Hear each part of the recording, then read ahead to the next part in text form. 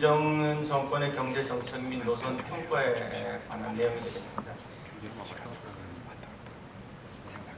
저 3년 이제 거의 다 돼가는데 이제 김정일이 죽었을 때 저희가 이제 겨울에 모여서 미래를 예측하고 또 뭐 정책을 대안을 제시하는 그런 것들을 많이 해봤는데 그때 이제 제가 북한 경제를 연구한 입장에서는 상당히 정권 자체가 그렇게 불안정할 것 같지는 않다. 일단 대안이 없고 김정은이 어떻든 간에 이제 적자로서 정통성을 잇고 그렇지만 이제 이 경제적으로는 상당히 문제가 되지 않겠는가.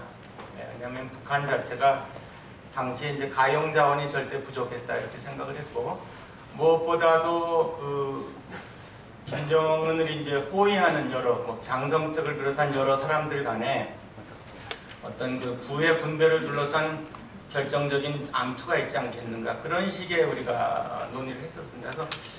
그래서 그것이 있더라도 어느 정도 그럭저럭 이제 끌고 갈 것으로 예상을 했는데 결과는 여러분 잘 아시는 것처럼 그렇게 전격적으로 장성택이 수청될 것이라고 제가 생각하기엔 참 어려웠던 그런 것이라고 보겠습니다.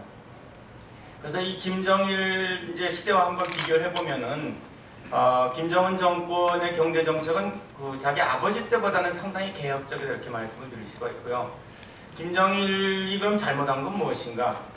경제적으로는 일단 선군 정책을 들고 나온 것이 완전히 경제를 무시하는 정책이죠. 그러니까 어떤 경제라는 것은 원칙이 있고 또 과거를 미래를 예측하고 계획에 따라서 이제 하나씩 진행이 되는 것이 상식인데 이러한 과정에서 핵 개발이라든가 군비를 갑자기 강화한다든가 하는 것들이 상당히 북한 경제를 악화시키는 것이 이렇게 됐다 이렇게 보죠.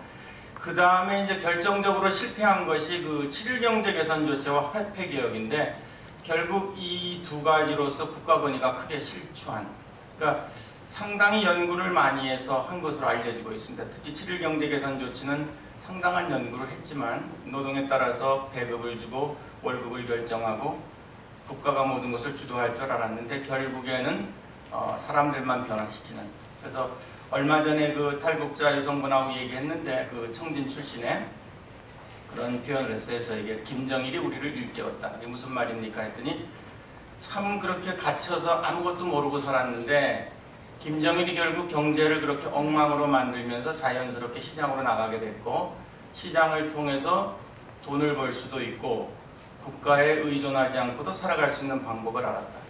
그럼 당신한테 의인입니까? 했더니 그렇게 볼 수도 있고 아닐 수도 있다. 그럼 구체적인 예가 뭐냐? 그러니까 이런 예를 들었어요. 과거에 이제 중국으로 탈북했을 때 북한에서 듣기로는 예를 들어서 바나나라는 과일이 있으면 이 과일은 우리 민족에게만 있는 것이다. 이런 식의 이제 선전을 받고 그런 줄 알았더니 중국을 갔더니 마트에 너무 많았다는 거예요. 이게 어떻게 된 일인가? 우리가 생각하면 어처구니가 없지만 그런 식으로 해서 의식이 상당히 깨는 것도 있습니다. 그다음에